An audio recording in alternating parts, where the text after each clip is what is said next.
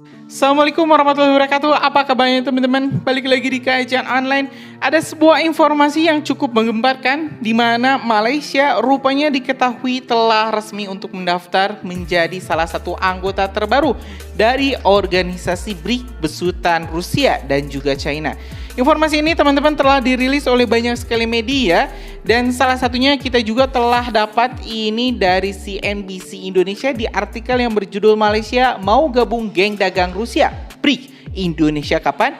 Menyebutkan bahwa Perdana Menteri PM Malaysia Anwar Ibrahim mengatakan pemerintahnya akan segera memulai proses bergabung dengan aliansi dagang BRIC. Hal ini ditegaskan dalam sebuah wawancara dengan media Cina Guangxia Selasa tanggal 18 Juni 2024. Dalam pemaparannya, Anwar mengatakan Kuala Lumpur mengambil keputusan tersebut karena BRIC yang berisi Brazil, Rusia, India, China, Afrika Selatan sebagai perwakilan dari negara-negara selatan atau Global South. Saat ini, Malaysia disebut telah mengikuti prosedur formal untuk bergabung dengan BRICS. Kami telah membuat kebijakan kami dengan jelas dan kami telah membuat keputusan kami akan segera memulai proses formal. Sejauh ini menyangkut negara-negara selatan kami sepenuhnya mendukung, kata Anwar kepada Guangxia yang dikutip Al Jazeera.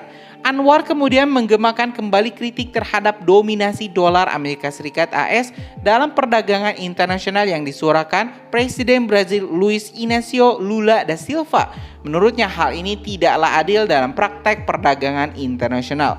Tahun lalu, Malaysia memiliki intervensi tertinggi, namun mata uangnya masih diserang. Ya, itu telah mereka dalami dalam beberapa minggu terakhir. Tapi ini tidak masuk akal, itu bertentangan dengan prinsip dasar perekonomian, tambah Anwar. Mengapa? Mata uang yang sepenuhnya berada di luar sistem perdagangan kedua negara dan tidak relevan dengan aktivitas perekonomian di negara tersebut menjadi dominan semata-mata karena digunakan sebagai mata uang internasional.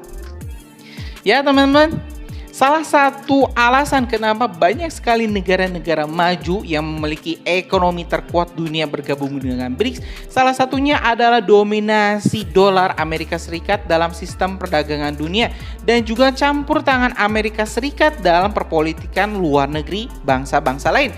Salah satunya nih teman-teman, memang dolar Amerika cukup aneh kalau misalnya dolar ini digunakan untuk sistem perdagangan dunia internasional. Kalau misalnya Malaysia ingin bekerja sama berdagang dengan Indonesia, terus kita itu harus menukarkan rupiah terlebih dahulu ke dolar, baru kita bisa melakukan transaksi perdagangan internasional. Kan kita bisa langsung membelinya dengan rupiah, begitu juga Malaysia bisa langsung memberi dengan ringgit.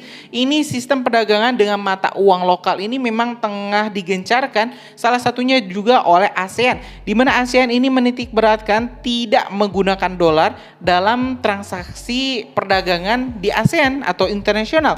Malaysia pun di sini melihat hal ini sebagai salah satu peran yang sangat sentral, di mana kalau misalnya kita terus menggunakan dolar, ini tentu kita bakal terus bergantung dengan ekonomi Amerika Serikat. Karena itu teman-teman, dengan hadirnya BRICS, saya merasa BRICS ini menjadi penyeimbang ekonomi, penyeimbang politik di kancah internasional. Jadi nggak bisa ini negara dunia ini hanya dikuasai oleh satu negara atau satu kelompok. Perlu ada penyeimbang, perlu ada rivalitas agar dunia ini mempunyai banyak pilihan, beberapa pilihan-pilihan, opsi-opsi yang tentu bisa menjadi penyeimbang dalam ekonomi di dunia. Ini dalam informasinya teman-teman. BRICS ini didirikan pada tahun 2006. Kelompok ini awalnya dikenal sebagai BRICS dan terdiri dari Brazil, Rusia, India, dan China. Afrika Selatan kemudian bergabung pada tahun 2010 dan kelompok tersebut kemudian dikenal sebagai BRICS, BRICS. Pada tahun 2024, blok tersebut memperluas keanggotaannya hingga mencakup Mesir, Ethiopia, Iran, Arab Saudi, dan Uni Emirat Arab (UAE).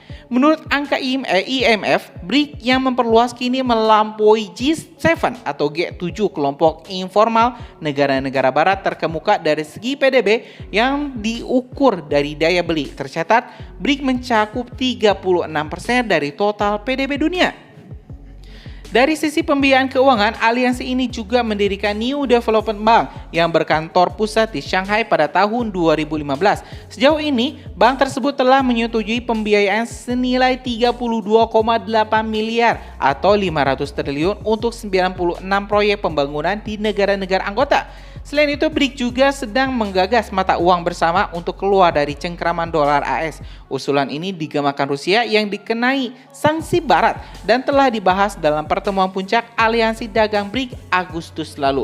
Sementara itu, Indonesia sempat disebut-sebut memiliki keinginan untuk bergabung dalam BRIC. Meski begitu, Menteri Luar Negeri Menlu RI Retno Marsudi mengatakan pada awal tahun ini bahwa pihak Indonesia masih menimbang-nimbang opsi untuk bergabung dalam fakta dagang tersebut. Ya teman-teman, kita tentu berdoa Indonesia di era Pak Prabowo ini bisa mengambil langkah yang lebih agresif untuk segera bergabung dengan BRIC. Karena nggak ada ruginya teman-teman kalau misalnya Indonesia gabung dengan BRIC. Bahkan ini kalau misalnya Indonesia memang benar-benar ingin menjadi salah satu negara adidaya, kita perlu sekutu kuat. Tidak bisa kita selalu menjadi negara non-blok, tidak memihak kemanapun. Karena kalau misalnya terjadi sebuah peperangan ya kita juga bakal pusing. Ya teman-teman, kita bakal dibuat pusing juga. Kita nggak punya sekutu yang jelas-jelas.